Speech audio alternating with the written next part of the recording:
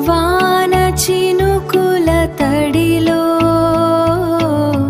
పచ్చని ప్రకృతి ఒడిలో ఆకలి తీర్చే అమ్మలా కోడి పిల్లలకు